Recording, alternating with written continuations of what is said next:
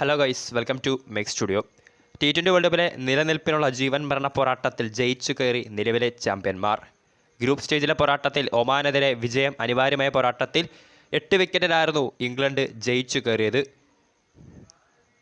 ആദ്യ ബാറ്റിൽ ഒമാൻ 13.2 ഓവറിൽ 47 റൺസിന് ഓൾ ഔട്ടായപ്പോൾ മറുപടി ബാറ്റിങ്ങിൽ 3.1 ഓവറിൽ 2 വിക്കറ്റ് നഷ്ടത്തിൽ ഇംഗ്ലണ്ട് ജയിക്കുകയായിരുന്നു. 8 പന്തുകൾ ശേഷിക്കാണ് ഇംഗ്ലണ്ട് ഒരു വൻ മാർജിനിൽ ഇപ്പോൾ ജയിച്ചു കയറിയിട്ടുള്ളത്.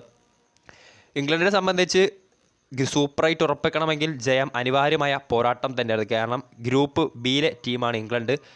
ഗ്രൂപ്പ് ബിയിൽ നിന്ന് നിലവിൽ ഓസ്ട്രേലിയ സൂപ്പറായിട്ട് ഉറപ്പിച്ചു കഴിഞ്ഞിട്ടുണ്ട്. സോ രണ്ടാം സ്ഥാനത്തുള്ളത് സ്കോട്ട്ലൻഡാണ്. ഇംഗ്ലണ്ടിനെ സംബന്ധിച്ച് സൂപ്പറായിട്ട് സാധ്യതകൾ നിലനിർത്തണമെങ്കിൽ വിജയം അനിവാര്യമായ പോരാട്ടം തന്നെയായിരുന്നു.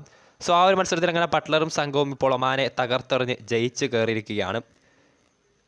മത്സരത്തിലെ സ്കോർ കാർഡിലേക്ക് വരുവാണെങ്കിൽ പ്ലെയർ ഓഫ് ദ മാച്ച് ഇംഗ്ലണ്ടിലെ ആദിൽ റഷീദാണ്. 4 ഓവറിൽ 11 റൺസ് മാത്രം വിട്ടുകൊടുത്ത് 4 വിക്കറ്റുകൾ അദ്ദേഹം സ്വന്തമാക്കിയിട്ടുണ്ട്.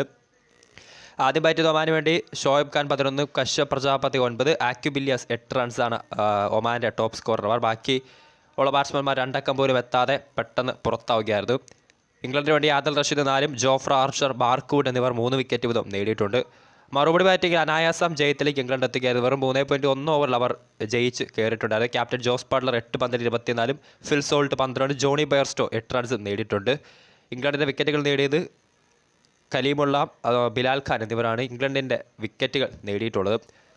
സോ അങ്ങനെ നിർണായക പോരാട്ടത്തിൽ ജയിച്ച് കയറിയിരിക്കുകയാണ് നിലവിലെ ചാമ്പ്യന്മാർ. വീഡിയോ ഇഷ്ടപ്പെട്ടാൽ ലൈക്ക് ചെയ്യുക, ഷെയർ ചെയ്യുക. കൂടുതൽ വാർത്തകൾക്കായി ചാനൽ സബ്സ്ക്രൈബ് ചെയ്യുക.